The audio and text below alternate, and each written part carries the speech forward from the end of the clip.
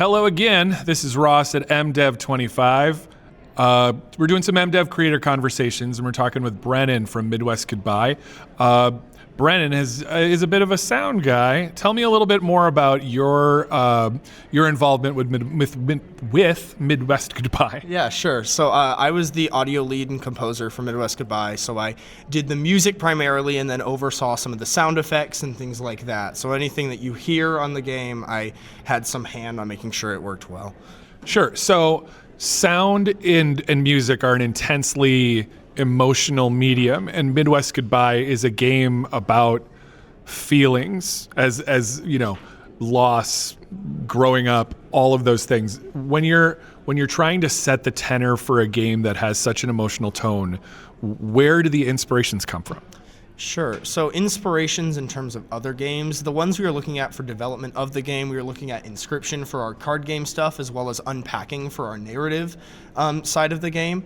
For me, what I really wanted to do was tone back the instrumentals for parts. I felt like to make something more emotional, it needs less going on and to be more quiet and more empty. Because that makes you think more rather than thinking about everything that's happening. It thinks about what's going on that you can actually experience. And so a lot of the influence I wanted to have and the way I took it was in Midwest Goodbye, the way you play is the way that's right to play. So whatever you end up deciding to say to the characters is correct. So that puts a lot of emphasis on the player themselves. So the first track I wrote, I called Your Theme.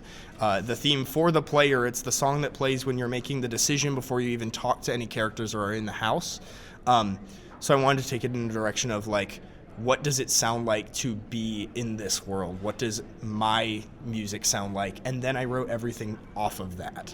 Now, so in Midwest Goodbye, the way that you interact with the people in the game will change how they feel about you. Mm-hmm. Is the point of the game to have some sort of crazy, complicated, emotionally reactive audio, or for there to be flexibility and simplicity in the base level sound design? Sure. So our game was on a time crunch. We did make it in 2.5 months over a summer before school started. So it meant that some of the ideas I had about adaptive audio, like I had ideas about like, could it slow down if they're more upset with you and go back to normal if they're happy and things like that. The Indie Game Showcase will be presented at 12:40 on the main stage. Just so you know, there's going to be some Indie Game Awards.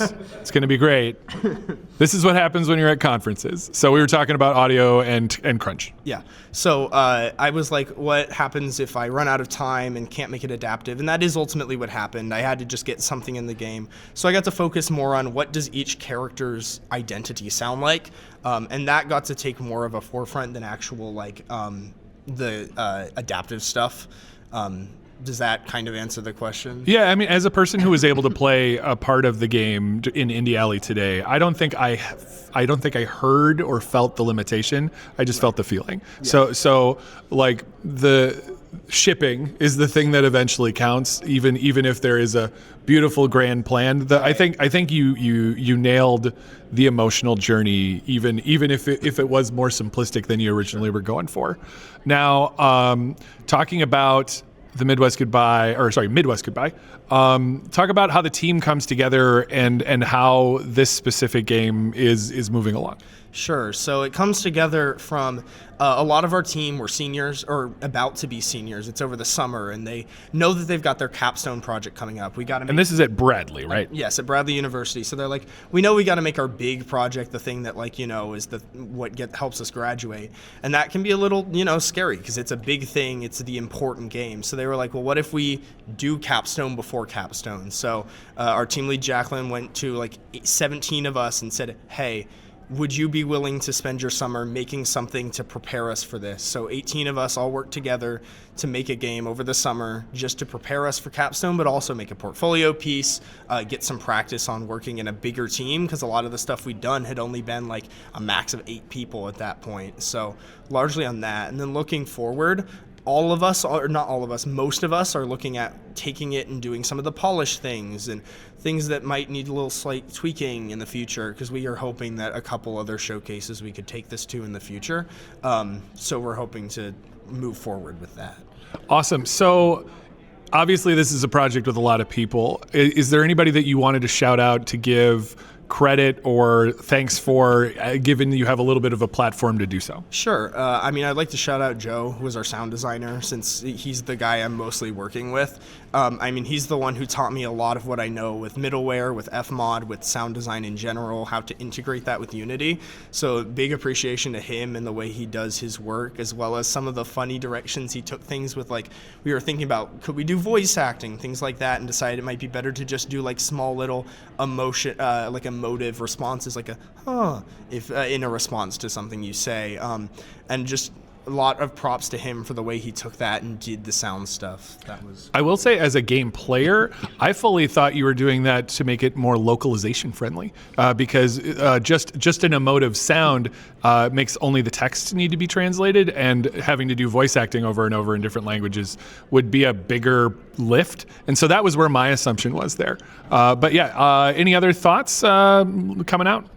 No, I mean, it was a great time. It's been fun being here, seeing other projects like doing their thing, having other people from our school showing off their work, and getting to see responses to what we made from people who have no like direct ties to us or to our school.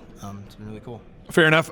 If you are a person that is watching this and you want to know more about Midwest Goodbye, what are the places that you would recommend they go to? Sure. So right now, the entire build that we're using for Fuse for MDEV is up on itch. You can just go onto itch and search Midwest Goodbye and play the entire thing. We have plans of maybe putting it on Steam in the future, but at least as of right now, you could play the entire game. As well as all of us should be linked on there. So if you have any interest about the music, that's also up on Spotify and all streaming platforms. And then our various team members are able to be reached from there as well. Sweet. There you have it. Midwest Goodbye. Check it out.